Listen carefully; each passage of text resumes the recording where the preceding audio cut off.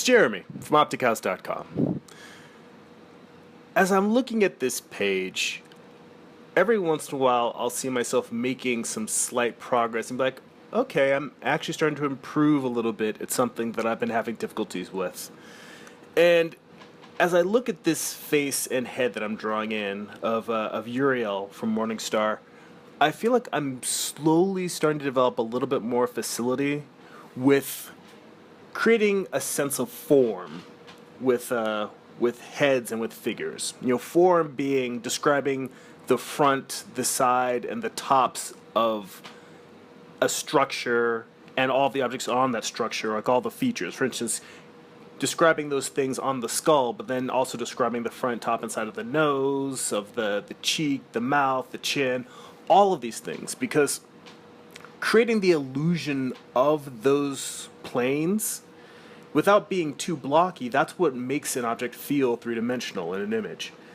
And for the longest time, I could draw things that might capture the feeling of what I wanted in a story and the energy. It might communicate, narratively, but the actual structure was wobbly, wonky. It almost felt like it was something that could be made out of clouds or water balloons, where the plane sort of looped it from one into the other, and it didn't feel necessarily as solid and structured enough. And I've just been trying to improve on that, and looking at the head, that one feels a little bit more solid than some of my other faces, because there's still faces, even in this issue of Morningstar that I worked on, where, a chin just seems to be going right into the neck, and I'm like, and that's really one of those matters of just pulling out more reference and redrawing and redrawing and redrawing. And sometimes there's a pose where you're going to be able to get it, and you pull out the reference, you do the work. There's some of them where you redraw it 2 or 3 times, you're like, this isn't getting any better. I'm bad at this pose. I'm going to move on and finish the book, but I'm going to try and put more poses of this angle in the book, so I have to force myself to keep working on it. And that's actually another thing of mine. That's one of the things I use as a learning tool for me personally, is I put things that are hard for me to draw in the book, so I have to work on them. Like, for instance, the hair. I feel like the hair of Uriel's wife in this panel, the panel directly above it actually has a nice sense of volume and curl to it, but it does feel like it exists in space. The one below, where she's actually starting to scream and get really angry, that one's getting a little bit more expressive, or expressionistic, I should say, where the hair is now not necessarily conforming to volume, but it's more sort of like it's swirling around, like it's expressing the inner turmoil that she's feeling and the anger she's feeling. But hair is one of those things that is amorphous. It's kind of like it has a strong form to it.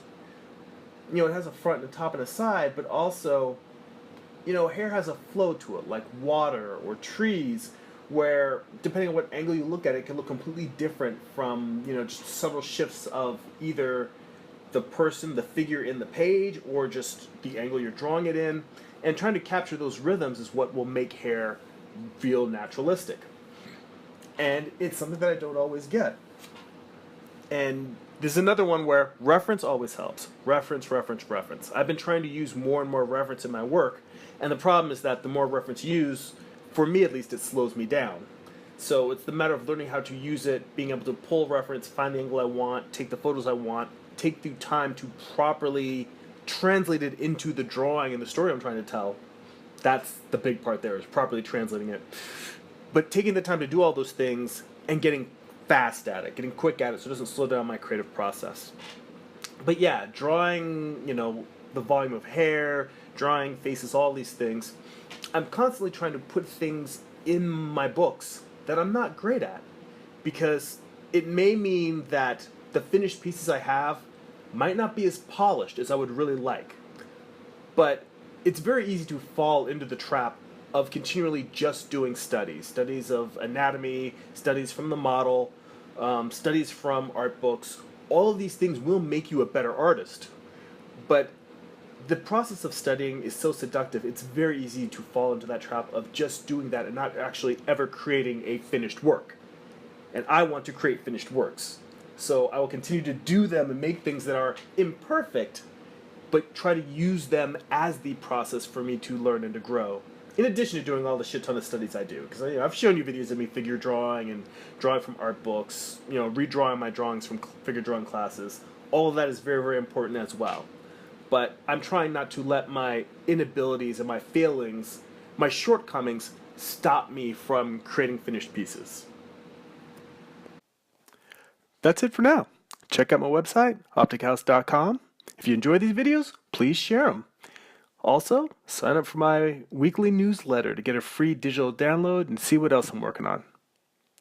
Go be creative.